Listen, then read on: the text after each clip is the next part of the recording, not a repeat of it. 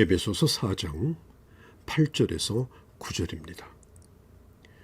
사로잡힌 자를 이끄시는 주님에 대하여 말씀을 드리겠습니다. 저는 그동안에 하나 되어야 하는 이유에 대하여 말씀을 드렸습니다. 하나 되기를 힘써서 겨우 하나 되는 것이 아니라 이미 하나 되게 하신 것을 힘써 지키는 것입니다. 우리는 이미 한 몸을 이루었습니다. 뗄래야 뗄 수 없는 유기체적, 생명적 관계로 우리는 존재합니다. 그러므로 하나 되었다라고 하는 것은 천편일률적인 그런 말이 아닙니다. 똑같은 군복을 입히고 같은 계급장을 달아놓으신 것이 아닙니다. 우리가 몸을 이뤘다라고 하는 것은 그 몸 하나하나에 우리 하나가 다 지체가 되었다는 것입니다. 각자의 위치에서 역할을 다함으로 주님의 몸을 이롭게 하는 자인 것입니다.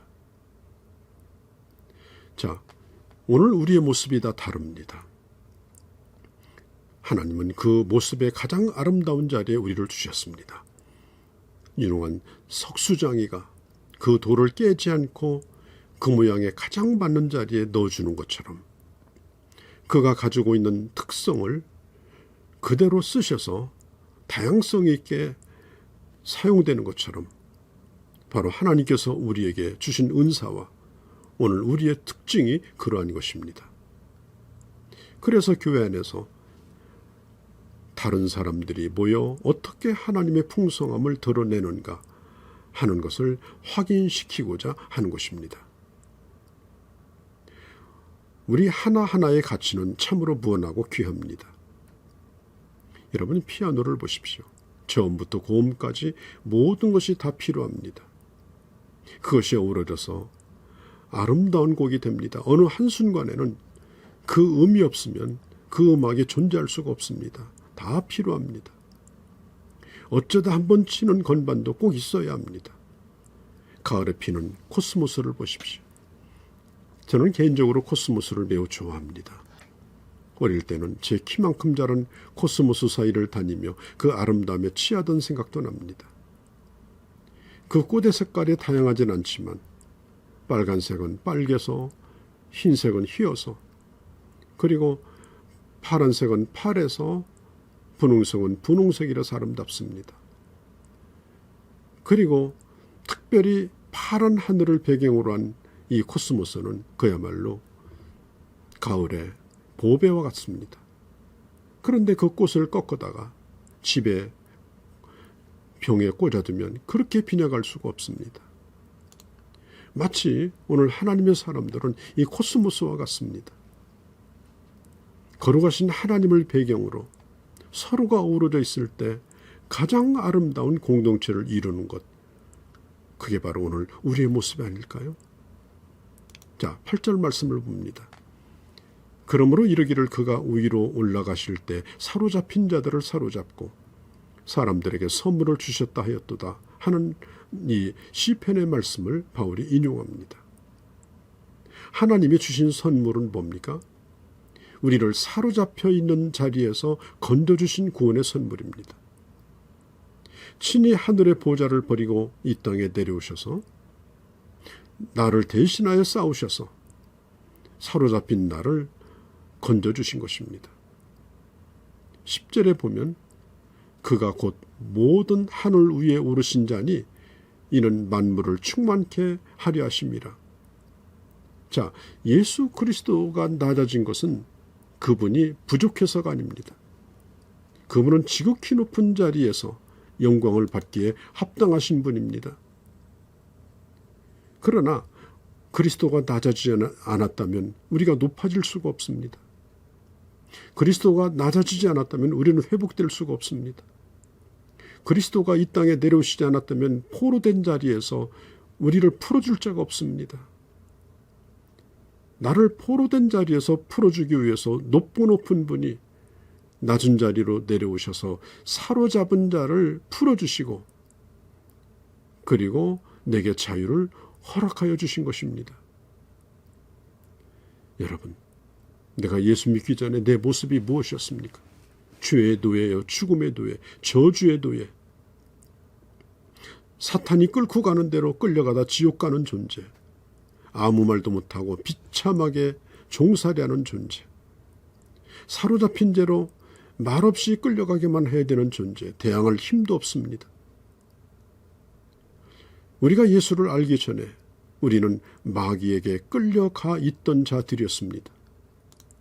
그런데 오늘 성경은 사로잡힌 자를 사로잡았습니다. 우리 주님은 나를 사로잡힌 자리에서 건져주실 뿐 아니라 이제 나를 사로잡으셨습니다. 절대로 사탄이 나를 다시 손대지 못하도록, 나를 그의 소유로 삼지 못하도록 지금도 십자가의 피 묻은 손으로 나를 움켜잡고 그 능력의 손으로 오늘도 나를 이끌어 주시고 책임져 주시는 겁니다.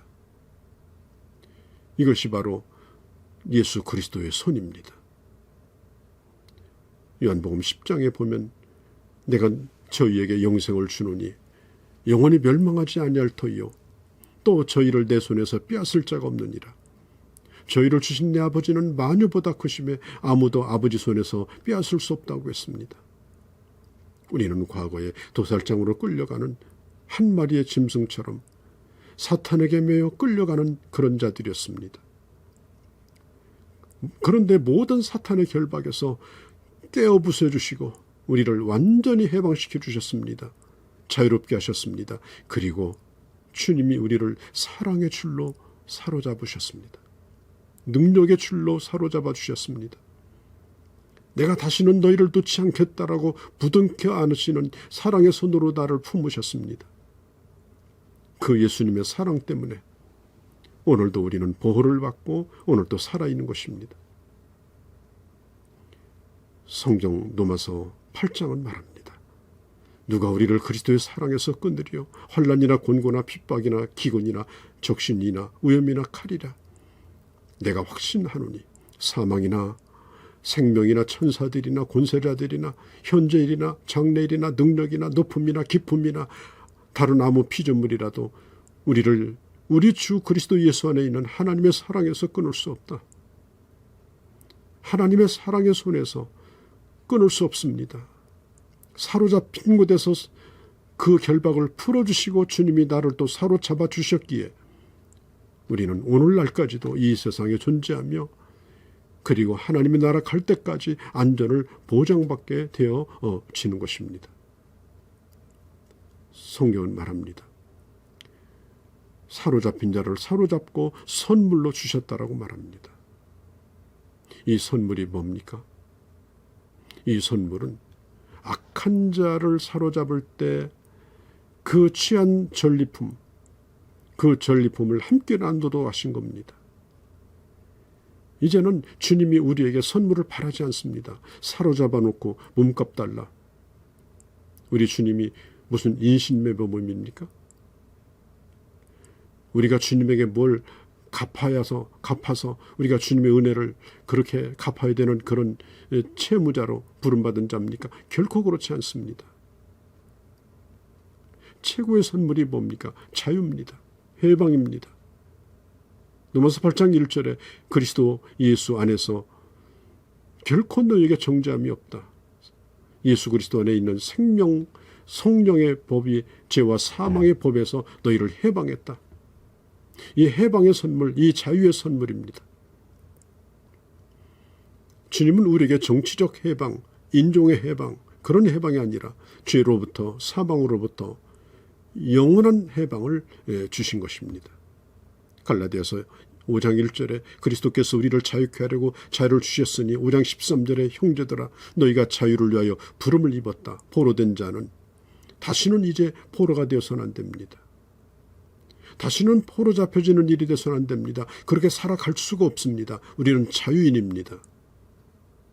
로마의 개선 장군이 승리하고 돌아올 때 언제나 새로 찍은 화폐를 동전을 개선 행렬에서 군중들에게 선물로 뿌렸다고 합니다. 예수 그리스도도 사로잡힌 자를 사로잡고 천국의 개선 행렬을 시작하셨습니다. 이제는 세상의 동전이 아니라 이 역사상 지상에서 가장 빛나는 선물을 주셨습니다. 그것이 바로 그 노예된 자를 구원하시고 용서하시고 포로된 자를 풀어주시고 그리고 이제 우리에게 영원한 해방을 주셨습니다. 우리 주님은 죽음을 맛보시고 저 지옥까지 내려가는 고통을 우리 주님은 경험하셨습니다.